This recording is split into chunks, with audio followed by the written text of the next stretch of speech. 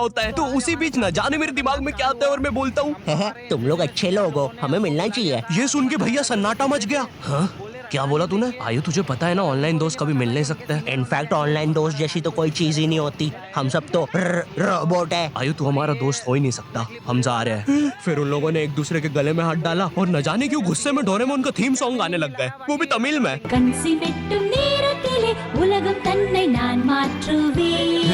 क्या?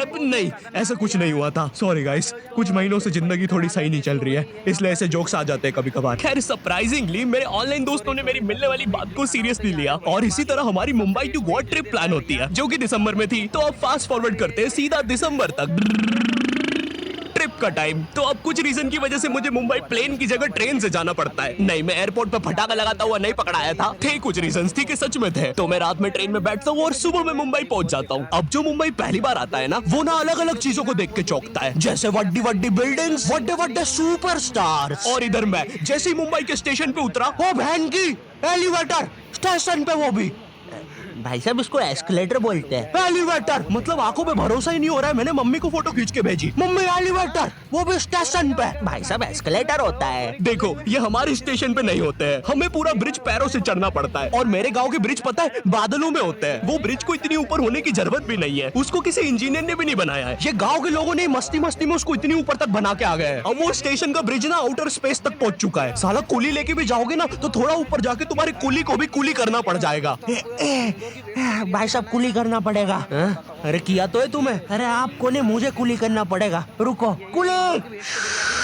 हाँ जी भैया, इन्हें ऊपर तक छोड़िया हो यार। अरे पागल हो क्या मियाँ, ऊपर तक जाना है तो स्पेस सूट किधर है तुम्हारा? और ऑक्सीजन सिलेंडर लेके आए कि नहीं? ऊपर ऑक्सीजन बहुत कम है, हम लोग क्या बहुत ऊपर खड़े हैं मियाँ। देखो यहाँ से वो माउंट एवरेस्ट भी दिखता है। देखो आज की रात तो हमें ये सीढ़ियों पे सो के गुजारनी पड़ेगी। ऊपर पता नहीं कहाँ के खूंखार जानवर घूमते हैं। और सबसे जरूरी बात, हम लोगों के बीच में मैं सोऊंगा। मुझे मुंबई से अपने स्टेशन जाने में 10 घंटे लगते हैं और फिर अपने ही शहर के स्टेशन से घर जाने में 6.25 महीने। अब तुम बोलोगे नॉट योर टाइप, तो बहुत ही विलेज पीपल है। हाँ तो ठीक है, हूँ मैं, नहीं होते हमारे यहाँ पे एक्सीलरेशन। भाई उसको एस्केलेटर। वीडियो को आगे बढ़ाते हैं। मुंबई जाने से पहले मुझे ऐसा लगा था कि वहाँ पे सब लोग मचाएंगे, येड़े चाले सीधे चाले इस तरीके से बात करते होंगे। तो मैं भी ना फुल रेडी था। मैं स्टेशन से बाहर निकला और एक ऑटो रोका। तो सबसे पहले तो मैंने अपनी ट्रेन में खरीदी हुई 24 कैरेट आइस डायमंड चेन आगे करी। मैंने 20 रुपए में खरीदी थी, आगे अपना टाइम आएगा भी लिखा था। क्योंकि मुंबई में थे यार, थोड़ी अमीरी दिखनी चाहिए। कौन है अंबानी है? किधर रहता है वो? है क्या उसके पास ये? तो वो ऑटो वाला पूछता है किधर जाओगे? इधर मैं फुल मुंबई के स्वैग में। क्या बोलते ऑटो वाले चाचा?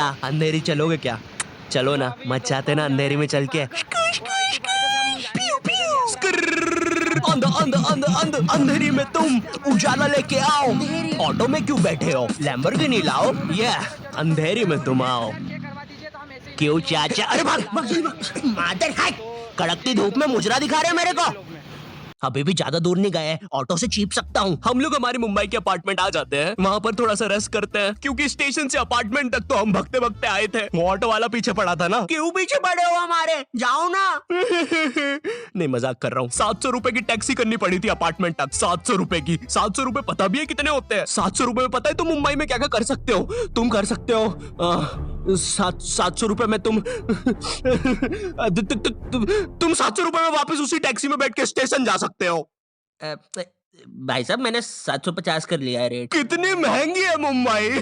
तो अब मैं और मेरा दोस्त डेस्क, हम लोग हमारे बाकी दो दोस्त से पहले आ गए थे। तो अब हमारे पास कुछ करने के लिए नहीं था। तभी मुझे मेरी एक फीमेल फ्रेंड ने मॉल में मिलने बुला लिया। तो हम लोग जाते हैं मिलने, वापस 700 लगा के। ये मुंबई भी ना। तो मेरी दोस्त ने ना मुझे एक मूवी देखने बुलाया था, अवतार। मूवी में ज्यादा कुछ खास था नहीं, कुछ नीले लोग नंगे होके पानी में भाग रहे होते हैं रोबोट मशीन से बच के। ये मूवी मैंने 3D में देखी थी, ज्यादा कुछ चेंज नहीं हुआ। अब बस वो नंगे लोग मेरे साइड से निकल के भाग रहे थे। हम ये जंग जीत के रहेंगे। सर वो सब तो ठीक है, वो आदमी कौन है? अरे वो हमारी मूवी देख रहा है 3D में। उसे तो मजा ही आ जाएगा जब हम सब नंगे होकर उसके सामने से भागेंगे। मेरी बात सुनो सब लोग, हम लोग उसके बहुत पास से भागेंगे, लेकिन उसे टच नहीं करेंगे। जिमी मैंने तो अपने हाथ भी गीले कर लिए सुसु से। जैसे ही मैं नंगा होकर उसके पास से भागूंगा, अपने हाथ उस पर लपलपा दूंगा। चीटों से उसे लगेगा मूवी और रियल है। मेरी जिस फ्रेंड ने मुझे मॉल में बुलाया था, उस दिन उसका बर्थडे था और मैं इधर बेशरम बेहया खाली हाथ गया था। बिल्कुल उस लेंडू बच्चे की तरह जो बर्थडे पार्टी में खाली हाथ आ जाता है। फ्री का नमकीन और केक दे दो बस उसे। तो ये बच्चा इधर मैं गया था। चीजें अभी इधर खत्म नहीं हुई है। उस बंदी ने फिर मुझे गिफ्ट दे दिया। चीजें अब सीरियस हो गई है। दुनिया का सबसे बड़ा क्राइम इधर, ठीक है, इधर है। और फिर आता है किसी के बर्थडे पे उनसे ही गिफ्ट ले लेना इधर। पहले तो मुझे समझ में नहीं आया कि ये बंदी मुझे टॉन्ट मार रही है कि सच में गिफ्ट दे रही है। मुझे उस समय इतनी ज्यादा शर्म की अनुभूति और आभास हो रहा था, मेरा मन कर रहा था उठ के भाग जाऊं वहां से।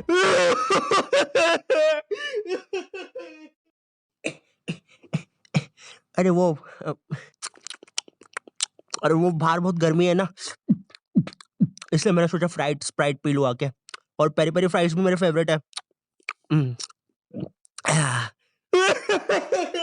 देखो, अगर उस टाइम मैं चाहता तो अपने पीछे वाले जेब से बटवा निकाल के एक 50 का करारा नोट और 1 रुपया लगा के बड्डा लिफाफा बना के उसे दे देता। लेकिन मैं कोई 80 साल का दादाजी नहीं हूँ और वो भी मेरी पोती नहीं है, तो अब मैं कुछ कर नहीं सकता था। इसलिए मैंने बेशर्मों की तरह उसका गिफ्ट ले लिया और कमियां भी निकाल रहा हूँ। घड़ी तो अच्छी लाई हो तुम, लेकिन फास्ट ट्रैक की लाती तो अच्छी है घड़ी।